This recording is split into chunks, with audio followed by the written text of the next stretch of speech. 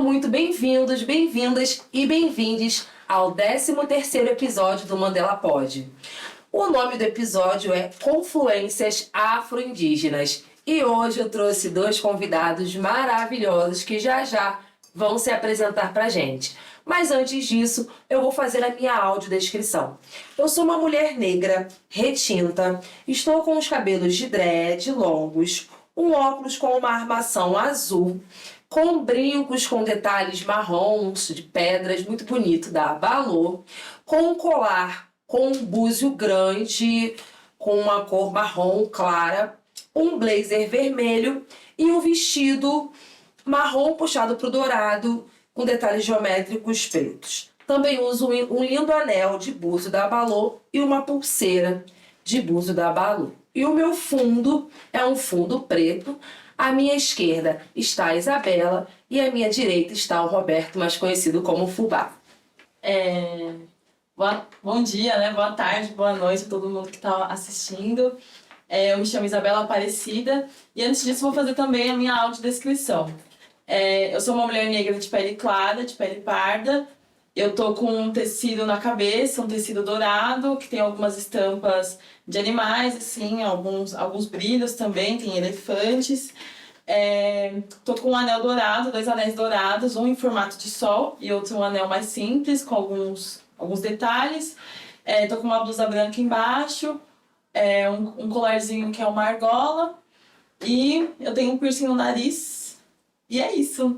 E eu tô com um fundo bordô atrás de mim.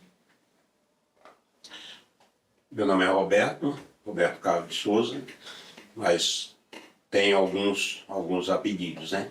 E um é Fubá, né? Aqui na universidade, Unicamp, e na comunidade eu sou conhecido como índio, né? Me chamam de índio, indião.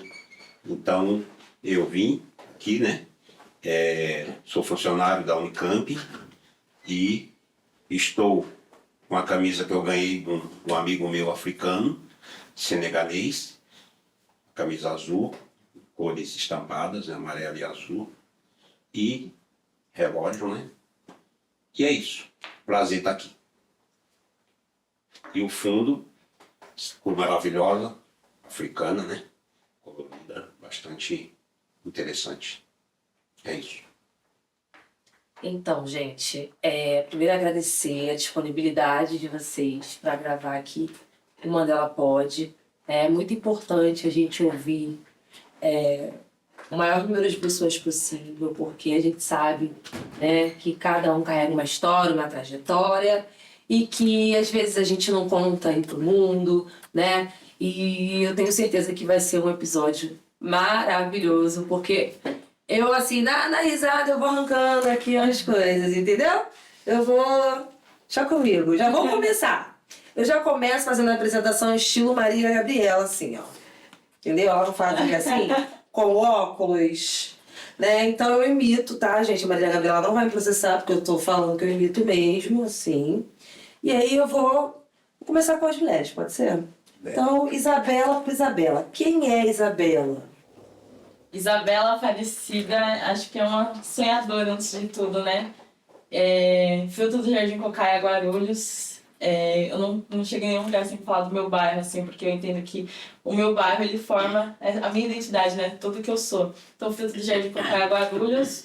Eu sou fotógrafa, trabalho com isso já há um tempo, há uns 6 anos, trabalhando de forma formal, mas eu sempre falo que a fotografia, ela surge na minha vida tal como um respirar, assim, é uma necessidade quase biológica que eu tenho, então sempre registrei, né, sempre trabalhei com arte.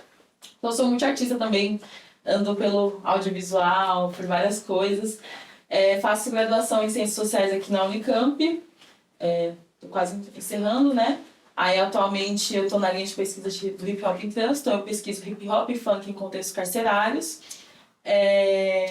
Faço parte do núcleo de consciência negra aqui da Unicamp, o NCN, né? Enfim, que daqui a pouco a gente pode falar um pouco melhor. Claro. E da Casa de Cultura Tainã também, tô fazendo parte, que é isso, né? Aqui em Campinas é o espaço que me salvou, assim, é é o meu espaço de cura, entre muitas coisas. E aí é isso, né? Transito entre o movimento negro, entre várias coisas. Também já trabalhei bastante como CLT em empresas de tecnologia, já trabalhei vendendo coisas, já... Enfim, caminhei bastante, assim, em vários serviços. Então, eu não me restringo a alguma coisa só. Eu acho que eu transito bem, assim. E é isso. É uma mulher negra em movimento. Em movimento constante. Sempre, né? E você, Roberto, mais conhecido como Fubá, como índio, eu tenho restrição com índio, né? Mas eu sei que existe aí, né?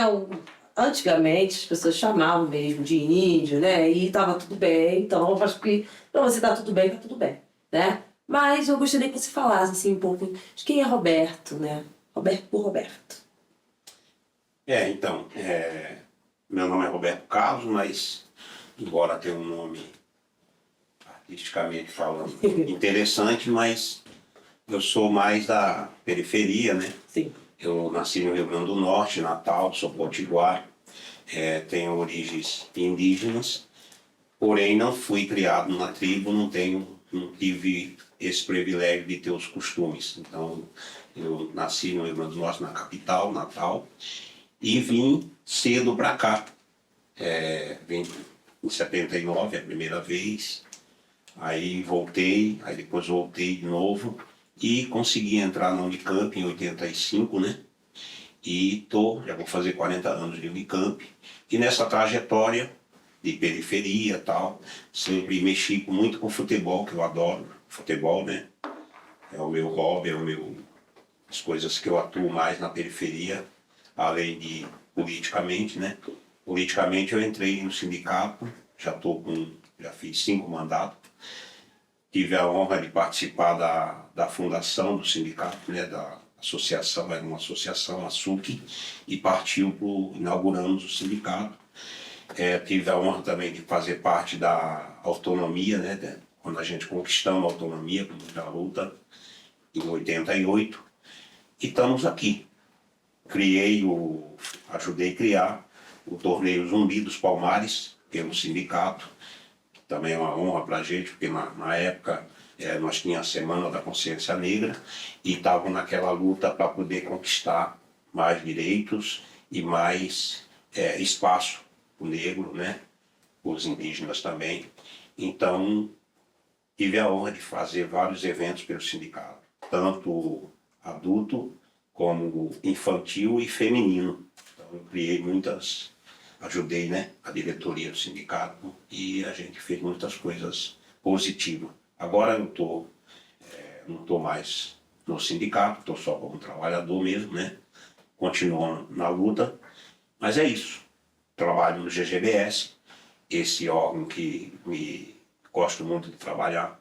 Tem uma equipe muito interessante, muito lutadora, várias trabalhadoras e trabalhadores, que nós estamos com um objetivo bastante interessante de fazer e proporcionar eventos para os trabalhadores e trabalhadoras da Unicamp, né, nesse intuito de integração. Então, para mim é muito orgulho trabalhar na Unicamp e trabalhar também junto ao sindicato. É isso. E você se declara afro-indígena? Eu me declaro, mas na origem mesmo, no registro tal, não, porque eu tenho essa falha, que eu não consegui ir buscar os meus antepassados e a minha realmente origem. Eu tenho sangue, mas não tenho a identidade formal. Mas eu tenho muita curiosidade, agora eu vou aposentar e vou começar a correr atrás dessa história maravilhosa aí que... Eu lembro que quando eu era pequeno, 2 anos, 3 anos, minha mãe falou que eu tive 2 mães, né? Uma de sangue e a outra que me criou. E a que me criou, ela falava que eu conversava de frente para o mar, porque tenho o privilégio de morar de frente para o mar lá, minha família, e eu conversava em línguas. E ela não compreendia, né? Então eu vou correr atrás dessa questão para entender melhor. E é isso, eu tenho orgulho disso. É a ancestralidade, né?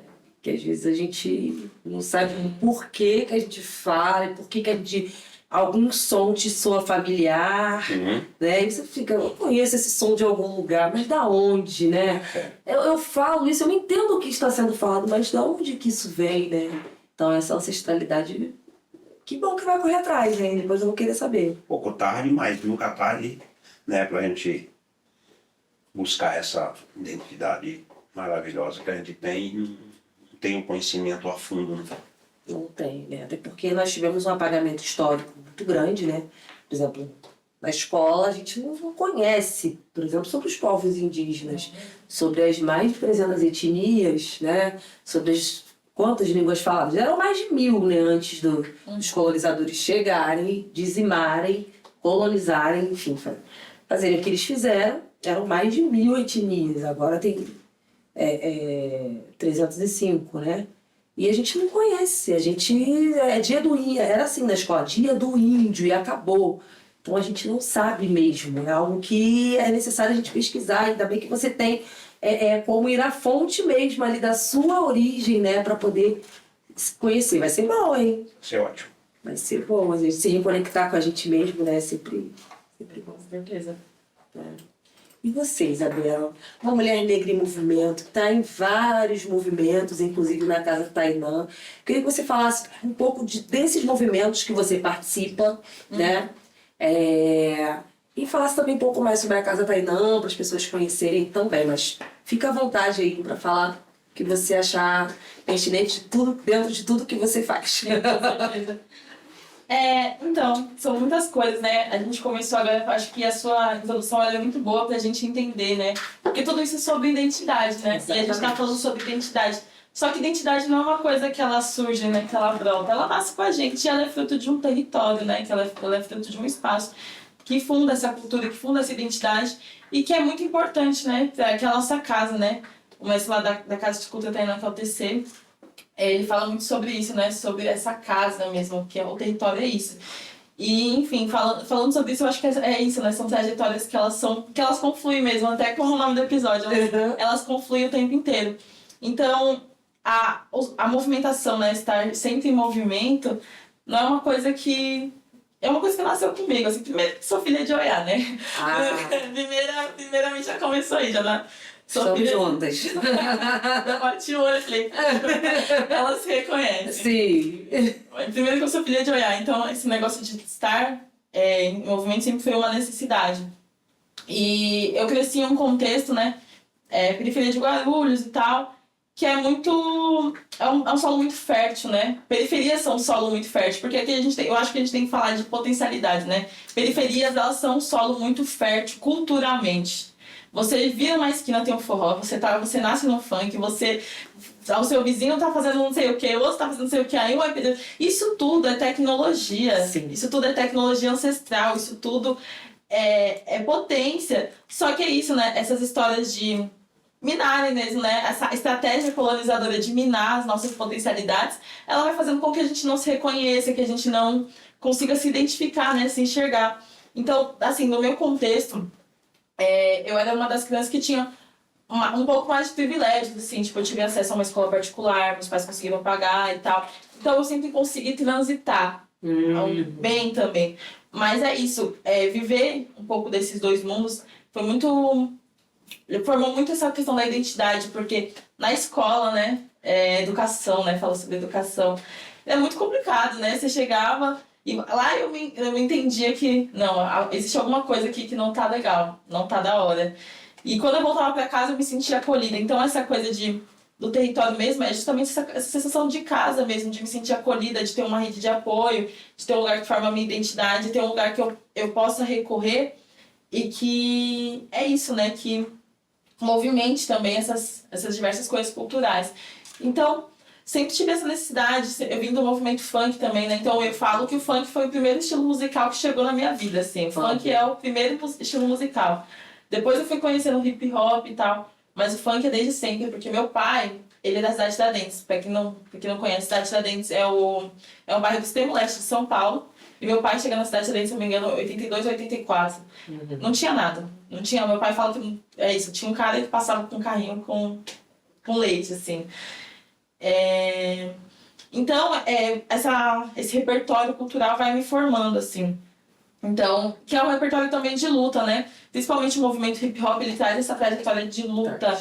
E você vai aprendendo muito. Então eu falo que o rap, assim, principalmente o hip hop, né? Foram os meus primeiros professores, mesmo antes da universidade, assim. Se hoje eu tô na Unicamp e se eu faço todo o processo, eu sou fruto dessas lutas, assim. Eu sou fruto de cursinho popular, eu sou fruto do hip hop. E eu sou fruto desse movimento que não necessariamente está dentro da sala de aula, né? Mas que deveria estar. Então, exatamente. Olhando um pouco disso, assim, eu fui pensar por que não está dentro de sala de aula e como que a gente vai construir essas pedagogias. Só que essas coisas não foram nem muito pensadas, né, essas lutas. Então, eu estou no movimento estudantil, né, pensando no movimento negro desde os meus 16 anos, então eu comecei isso antes da Unicamp, assim, comecei no movimento de bairro mesmo, por conta dessa emergência. Eu sempre fui muito afoita para fazer alguma coisa. Uhum. E aí, comecei lá. E aí passei no vestibular fruto desse cursinho popular, né? Que eu fiz o cursinho Colégio Coralina, que a gente está tentando fazer um correio para reativar, inclusive, o Colégio Coralina. E é isso, né? Eu falo que o cursinho popular ele é de fundamental importância para as pessoas que estão querendo esse processo de universidade, assim. É um espaço que forma mesmo, assim, cidadãos para além de estudantes, assim. O processo político é muito interessante. E aí, nisso, entrei na universidade, né, nesse corre de cursinho popular, fui fazer Ciências Sociais. Engraçado, porque eu trabalho com arte há bastante tempo, e o primeiro curso que eu vim fazer foi Ciências Sociais, porque eu pensei que eu precisava dessa bagagem, inclusive, para a minha formação artística mesmo, né, para dar um sentido para tudo isso. Aí, toda essa felicidade, quando eu entro aqui, eu tomo um choque. Uhum. Aí vem o primeiro choque, assim, o primeiro baque. Você tá longe da sua casa, né, vim de Guarulhos pra cá, não conhecia ninguém. E aí você entra numa universidade completamente embranquecida. Eu chorava, eu lembro de que eu chorava todos os dias. Nossa. Todos os dias, assim, no meu primeiro ano de faculdade, porque eu queria voltar pra casa. Ao mesmo tempo, eu sentia que eu não podia decepcionar as pessoas. Porque eu lembro, quando eu passei na universidade, as crianças da minha rua me abraçavam, choravam, e aí a família chorava. É uma vitória coletiva, Sim, né? sim. Quando você adentra esses lugares e você muda um pouco a dinâmica do jogo, não sou só eu, Isabela Aparecida. Quando eu falo nos lugares, não sou só eu, Isabela Aparecida. Eu tenho um repertório de uma comunidade inteira. Isso é território, Exatamente. sabe? Isso é território. Sem coletividade. Né? Exatamente. E aí, isso é muito importante pra mim, né? Então eu ficava ao mesmo tempo, não, eu não posso desistir, assim, não posso desistir, mas essa angústia sempre continuou. Então a universidade era muito embranquecida. Eu entrei em 2020, segundo ano pós política de cotas, né? Sim. Que aqui na Unicamp a política de cotas, ela chega muito tardiamente, né? Pra quem não sabe, a política de cotas já está funcionando no Brasil desde o começo dos anos 2000. Aqui na Unicamp foi a primeira turma de cotistas foi em 2019. Eu sou da segunda turma de cotistas. Então foram quase 20 anos para que as cotas chegassem na Unicamp. E só chegou fruto de muita luta. Dos estudantes, né? Dos estudantes e dos funcionários negros também. Porque eu gosto dessa dimensão dos funcionários, porque é isso, é o que a gente estava trocando ideia ontem, né? Sim. Eles pavimentaram mesmo a luta para que nós conseguíssemos chegar. E para além dos funcionários, né? E esse que para mim é o ponto-chave do movimento negro da cidade. Então é isso, né? As coisas elas não se fundam na Unicamp, não se fundam nas universidades. As universidades, todas as instituições, elas são promovidas e são fundadas fruto de muito trabalho negro. Seja para levantar as paredes, pavimentar as ruas, pintar as coisas, mas também no processo intelectual. Porque essas pessoas elas estão transitando, né? Mesmo que elas não consigam, por motivos estruturais, fazer um mestrado, um doutorado, fazer essa jogada, esse lance muito acadêmico, esse bagulho muito acadêmico que adoece, mas elas estão transitando nos lugares, né? Às vezes é trocando ideia no café, às vezes é colocando uma comida no bandejão, às vezes é limpando o chão, que elas vão trocando essas ideias e vão trazendo essas ideias da periferia, essas tecnologias, e vão movimentando a energia mesmo do espaço, assim, até falando de axé mesmo. Eu sinto que é isso, a sustentação do povo preto nas universidades tem o axé desses funcionários que pavimentaram. Então é muito louco poder trocar essa ideia, justamente porque a gente está com pessoas aqui que são do movimento sindical, né? E que é isso. O fruto de vocês, então eu agradeço também. É isso, né? Porque entendo que eu também sou uma pessoa... Eu estou começando a entender essa minha identidade indígena também. Eu não tinha... Estou tentando entender, né? Eu me identifico enquanto uma pessoa negra, mas eu estou entendendo que existem muitas influências indígenas. Estou fazendo essa retomada também.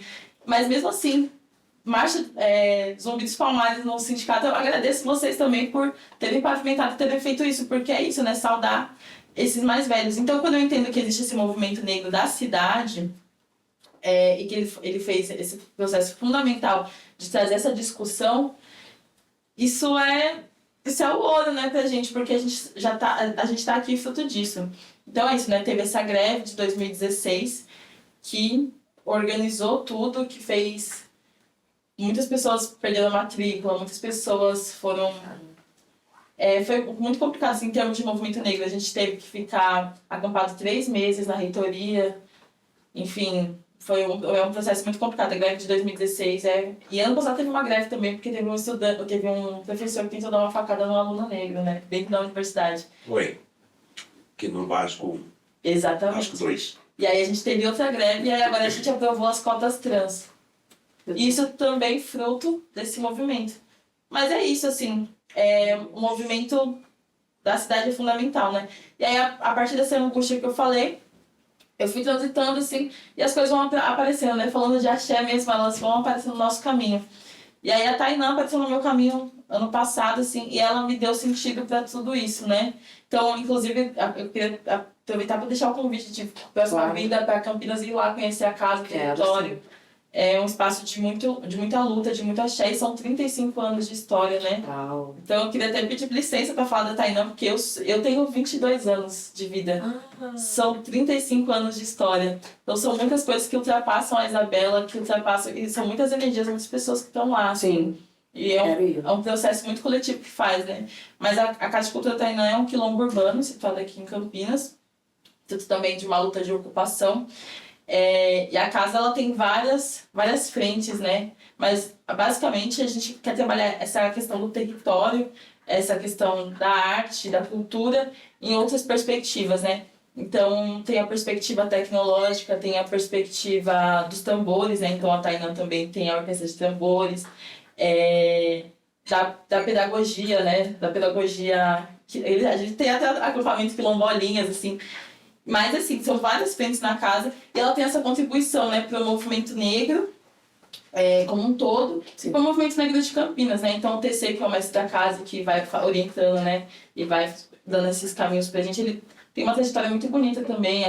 Ele foi um dos organizadores do Teatro Evolução, foi um teatro que pautava o movimento político durante a ditadura. Uau. Processo de perseguição. A própria Orquestra dos Tambores, né? Ele é músico, enfim, muito legal. E aí eu acho que, assim, o fruto principal da casa também, nesse momento, é articular essa rede com vários territórios indígenas e quilombolas, né? Então, a gente vai articulando essa rede através da Rede Mocambos, né? Que uma grande rede colaborativa desses espaços para trabalhar a tecnologia, né? Então, a casa trabalha a tecnologia desde os anos 90, assim, e é muito pioneira, assim, tá ligado? De fazer o corre acontecer mesmo. Mas através de uma outra perspectiva, que não é a perspectiva do .com, né? E quando a gente fala .com, é essa grande coisa das corporações, do capitalismo. Então a gente fala, nós não somos .com, nós não somos .org, nós não somos .gov, mas é .nós. E é isso. Então, as coisas que acontecem na casa, elas são através de software livre, código aberto, e justamente pensar tecnologias que são das nossas epistemologias, assim, das nossas vivências mesmo. Então, a partir disso também tem a Rota dos Baobás, que é justamente que o baobá é essa grande árvore ancestral, né, que representa a ancestralidade no continente africano.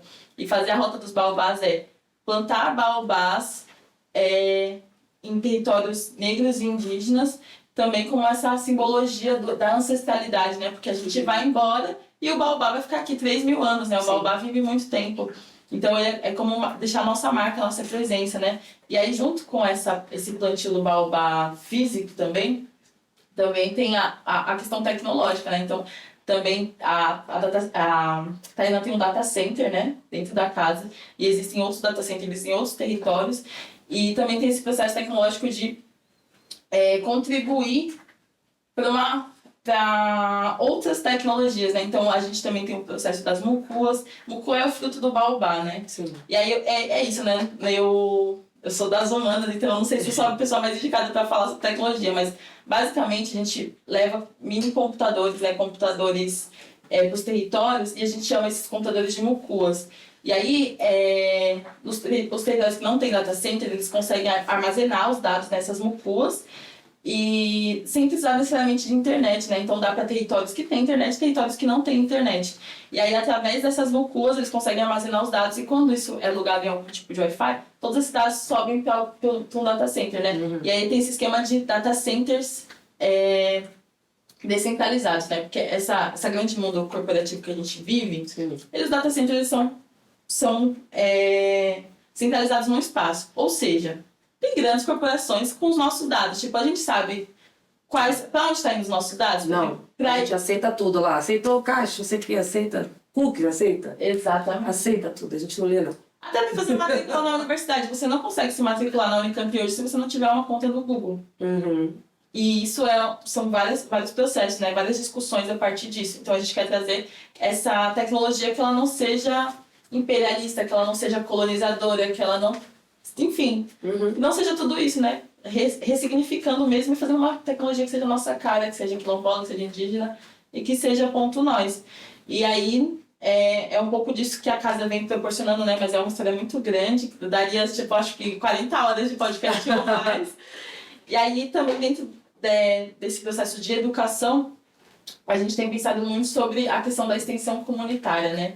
Que eu falei um pouco brevemente ontem, mas que eu acho que é legal a gente trocar essa ideia aqui também, porque é isso, né? Esse podcast transita entre muitos lugares. Sim. E aí quando a gente pensa uma coisa, a gente não está pensando sobre nós, né? É sempre uma ideia coletiva. Então as ideias elas podem ser replicadas em vários espaços. Sim. E aí quando a gente está falando sobre extensão, né? As universidades brasileiras elas têm que ter três eixos principais, que é extensão, educação e pesquisa. As extensões, elas são completamente cooptadas por essas grandes empresas, né? Então, essa verba para extensão vai para outros meios, né? Empresa júnior, grandes corporações. E aí o lance é pensar a extensão justamente o que ela é, né? Então, transformar essa extensão universitária, que tem um viés muito assistencialista, inclusive, para uma extensão comunitária. Porque é isso, a gente não está entendendo que a universidade está entregando alguma coisa para o território, que nós estamos precisando muito da universidade. Porque nós vivemos até agora sem a universidade, né? Porque cadê a universidade nas quebradas? Cadê a universidade nas favelas? Cadê a universidade nos territórios indígenas? Cadê? Estão produzindo tecnologia, estão produzindo ciência, mas cadê? Nós ainda estamos passando um perreco nos lugares. Então, cadê essa universidade? Então, romper com esse viés assistencialista e pensar também como que o território pode contribuir para as universidades no sentido de mudar essa lógica colonial que elas têm mesmo. Sim. E entender também o que os nossos saberes, eles podem contribuir nesse processo, fazer essa união mesmo. Porque é isso, né? Esse processo de adoecimento dos alunos negros quando entram nesse espaço é justamente porque não é nosso território e a gente não se vê aqui. Os nossos conhecimentos eles não são levados em consideração. Toda a minha formação no hip hop não é levada em consideração quando eu entro numa sala com um professor branco que tem 60 anos e que nunca pisou numa quebrada. Desde a escola não é considerado, né? Exato. Vai chegando aqui, só ratifica. Assim, aqui eu digo no espaço universitário só corrobora com o que você já passou, né? Exatamente. Eu vejo a faculdade como uma extensão da escola, parece muito. E é isso, a extensão comunitária é justamente quebrar essa dinâmica, entender como que a gente pode fazer essa confluência mesmo de saberes. Então, vocês têm o Pix para fazer, vocês têm o Pix para fazer tecnologia, então vamos investir em alguma coisa, porque a salvação também para os nossos problemas está nesse processo de comunidade e território, né? A gente está vivendo emergência climática, está vivendo um momento social muito sensível, né? A desigualdade, o racismo, tudo isso não foi resolvido. E aí, se a gente se voltar para esse território, tá lá, né? Que a gente fala de sustentabilidade. A sustentabilidade, o que é a sustentabilidade? A sustentabilidade, se não a dinâmica dos povos originários, né? A dinâmica dos territórios, a dinâmica que vai pensar essa vida, essa política da vida, e não a política da morte, né? Que é o que a gente tem. Então, a extensão comunitária também é essa grande política da vida, sabe? De você replicar e você pensar. Então, a gente contribui com os ambientes universitários, com esses ambientes formais de educação, com os nossos saberes e muda um pouco essa lógica colonial. E a universidade contribui com os territórios justamente com esse lance da tecnologia, assim, com a contribuição de tipo assim, não, você é aqui, sei lá, engenheiro agrônomo formado pela Unicamp, cientista social. Em vez de você ficar trabalhando, não sei para quem que vai encher a nossa comida de agrotóxico. Vamos lá trabalhar nas hortas comunitárias, tá ligado? Vamos lá produzir política de vida. Então é um pouco disso, assim, né, que eu queria falar. Não sei se foi o suficiente, mas... Um pouco disso é ótimo, né? Ela dá uma aula, dá uma palestra que um pouco disso, né? Ser muito modesta, Isabela Aparecida. Foi ótimo, uma aula, e aí foi me remetendo muito ao movimento negro educador, né? Que a Nilma Lino Gomes traz no livro dela, que eu amo aquele livro, né?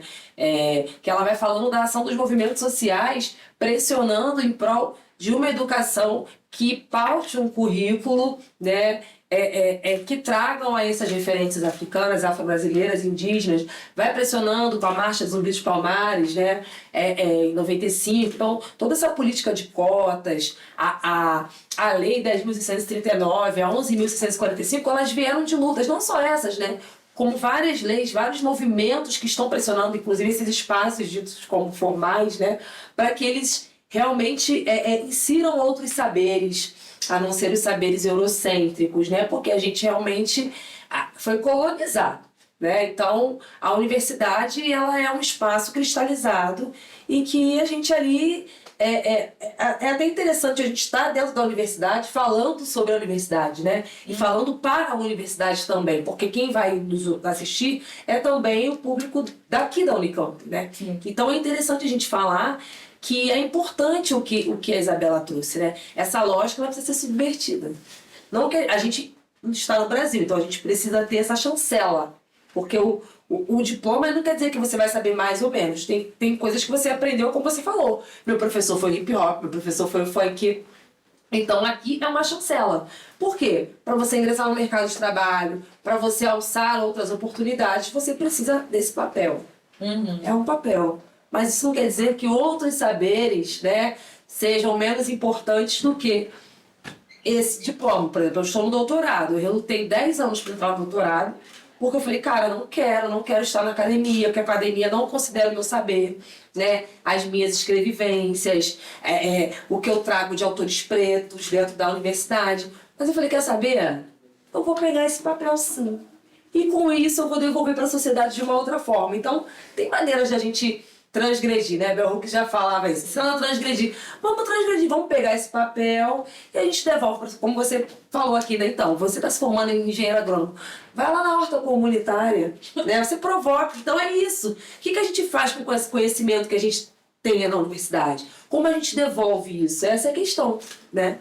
E você também faz 1000 coisas, né? Inclusive é técnico de um time, ou são 2 times? A minha história no futebol, ela vem lá atrás. Me conte. Essa questão da periferia que ela colocou muito bem, eu sempre senti essa questão da periferia, porque eu nasci na periferia. Sim. Eu nasci lá nos morros de Natal, no Rio Grande do Norte, né? Toda essa dificuldade que você mencionou, eu vivi e vivo até hoje. Porque, independente de eu ter um trabalho hoje, eu passei no concurso público, inclusive foi o último concurso que teve para Braçal, e me orgulho muito dessa profissão que eu fui, faxineiro, que eu cheguei aqui em 85, era para mim trabalhar na educação física. E aí eu tinha um amigo aqui que já era concursado, inclusive ele é indígena também, inclusive o apelido dele é índio, amigo também? meu amigo. E agora ele já aposentou. E aí ele falou, você é concursado, então você tem o direito de escolher algumas unidades que vão te colocar à sua disposição. E eu era completamente inocente, eu queria trabalhar e não via muito isso. Estava ainda alucinado por passar no concurso público, que foi o primeiro que eu participei, com o mínimo estudo que eu tenho até hoje, que eu nunca fui bom para sala de aula. Sempre aprendi as coisas aos trancos mesmo, na raça e na garra. Então, com a 4ª série, que eu só estudei até a 5ª, eu passei nesse concurso e estou aqui até hoje. Dentro dele, eu consegui migrar para outras carreiras, né? Eu fui auxiliar do laboratório de máquinas agrícolas, que eu fui para a engenharia agrícola. Então, eu tive a oportunidade de e não ir para a educação física, porque eu tinha 2 filhos e eu queria ficar com ele. E na educação física tem que trabalhar domingos e à noite, né? Então esse amigo meu me aconselhou, falou, não, você volta lá para o DGH, o Recursos Humanos, e você disse que quer fazer entrevista em outra unidade. Aí eu fui para a Engenharia Agrícola, que era um barro vermelho, mas para mim, dentro da minha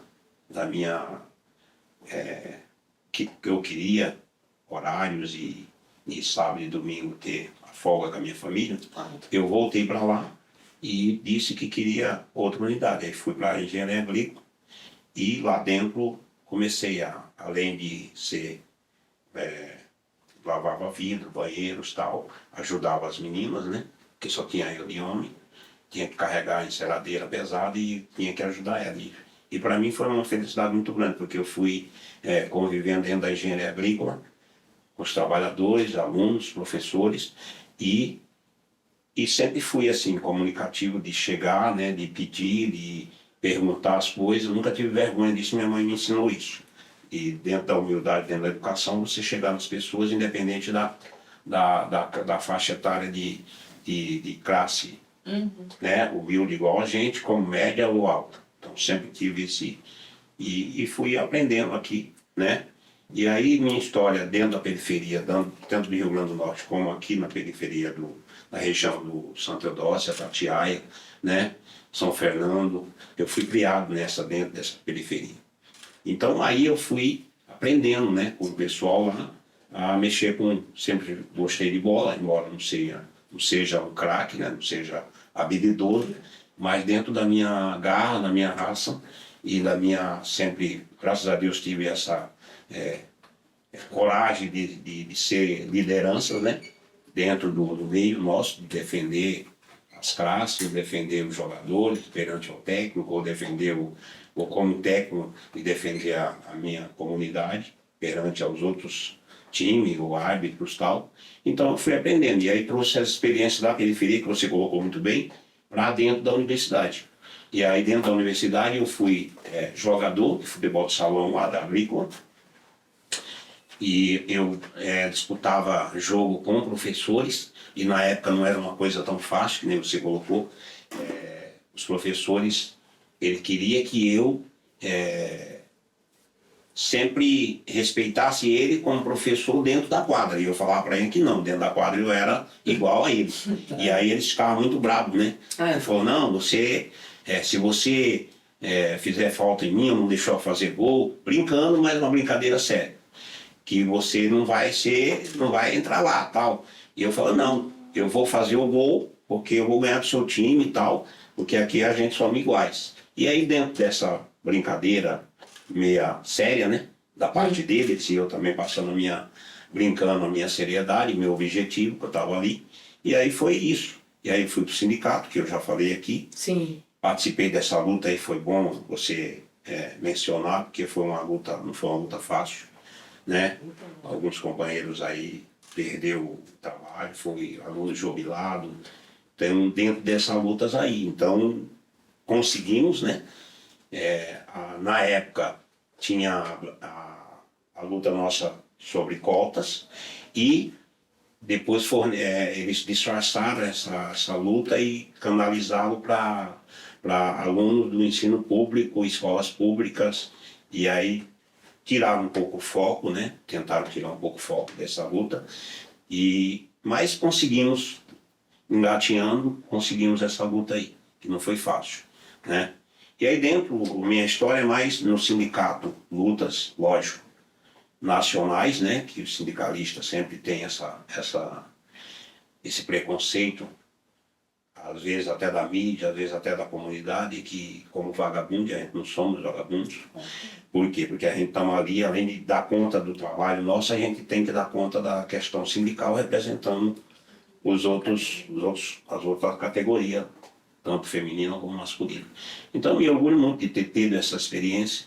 Aí depois, dentro dessa carreira que eu tive que levar profissional, né? Porque o salário não era muito satisfatório. Na época a gente ganhava 2 salários mínimos.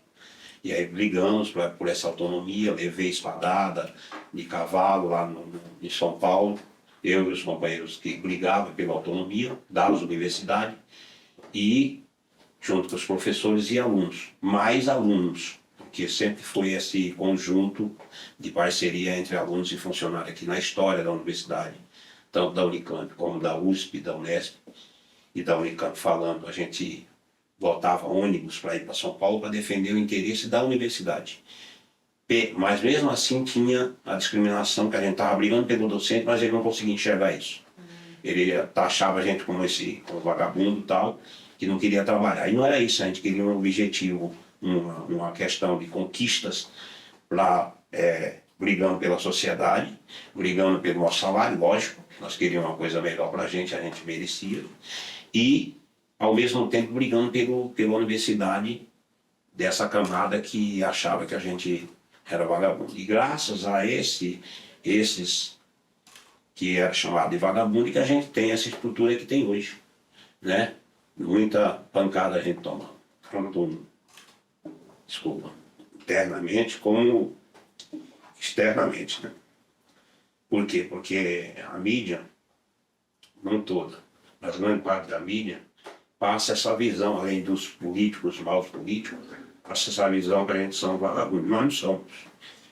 A luta, nós temos critério, nós temos horário para responder, né? Nós temos chefias, nós temos responsabilidade. E é isso. Vocês até desculpa. Não imagina. Mas é que a gente Fascinante. carrega na pele muitas pancadas na cabeça, nas costas. E estamos aí hoje.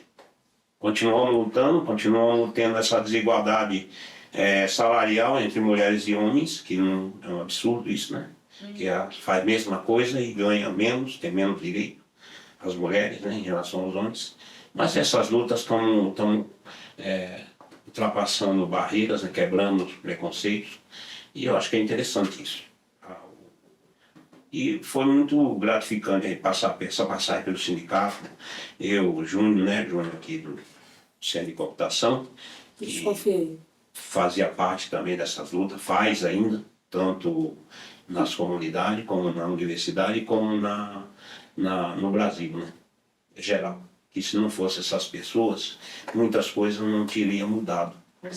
Até hoje a gente sabe que tanto essa luta racial, como dos indígenas, hoje a gente tem o orgulho de ter tribos indígenas aqui dentro da universidade, que foi uma luta que a gente também se quebrou.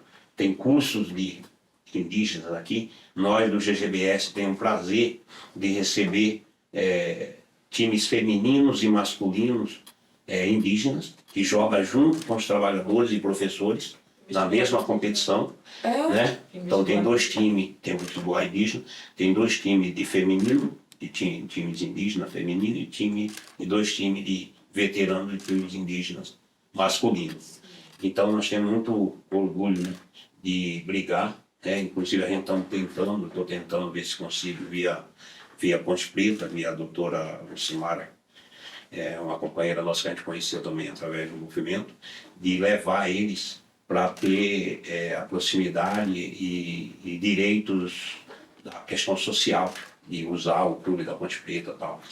Isso serve para a Ponte Preta, para Guarani, para todo mundo, que abre espaço para essas comunidades. Por quê? Porque eles têm muita dificuldade. Largou a tribo lá, são milhares lá, e vem aqui com toda a dificuldade pegar o canudo aqui, que é o que nem vocês colocaram. O canudo não é o mais importante, porém sem ele você não consegue ultrapassar essas barreiras que a gente sabe que tem aí, né?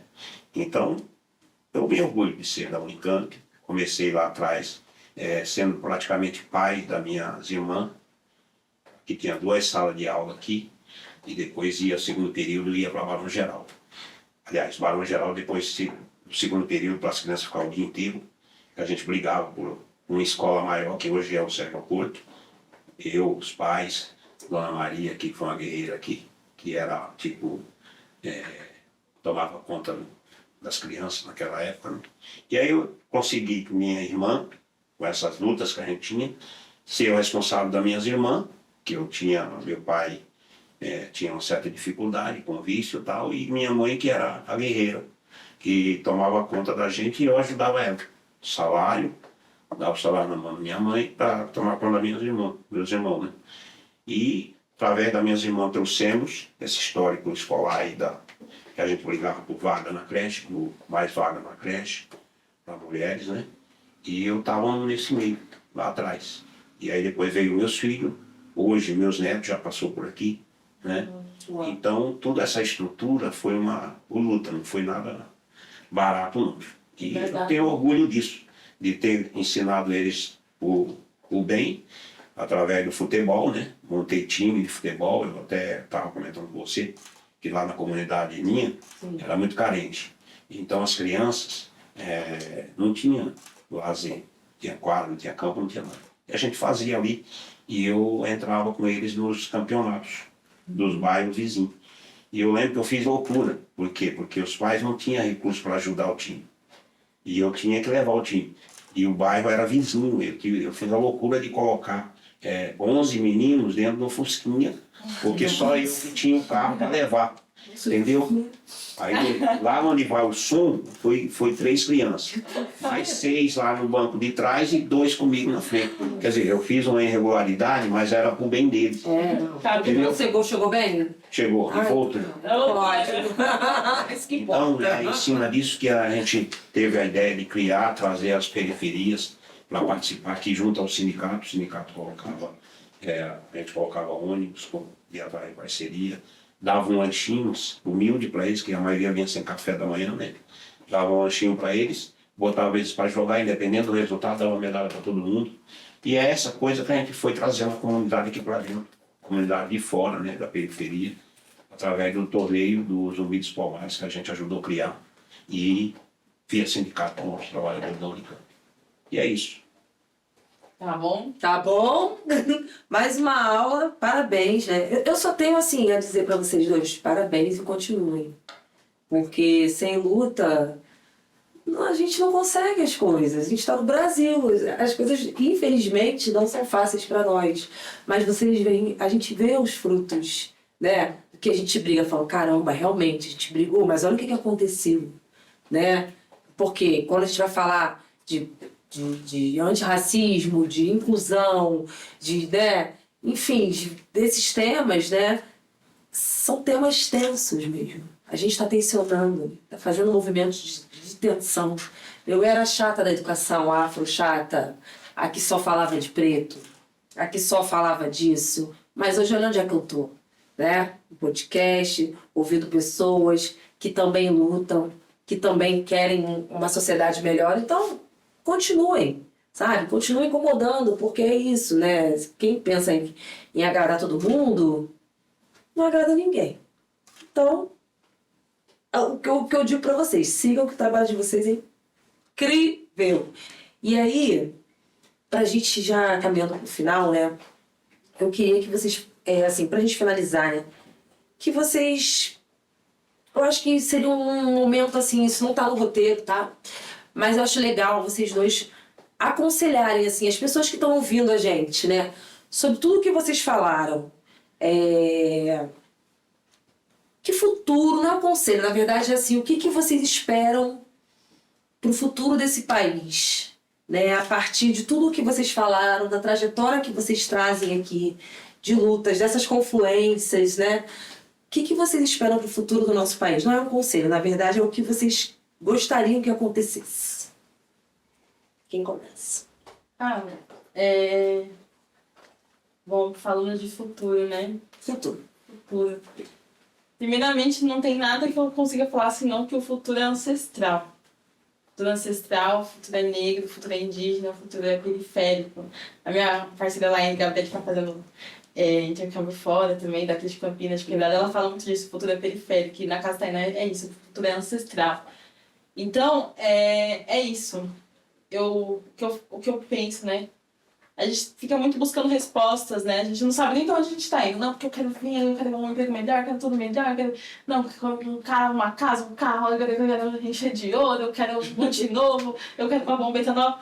Mas pra onde? Vocês estão indo pra onde? A gente está indo pra onde? É uma reflexão, porque é muito difícil É uma reflexão que eu tenho que fazer todos os dias e que eu aprendo constantemente, todos os dias, e de todas as horas. Eu quero ir pra onde? Então eu tô tentando fazer um pouco disso, né? Então é uma autocrítica também.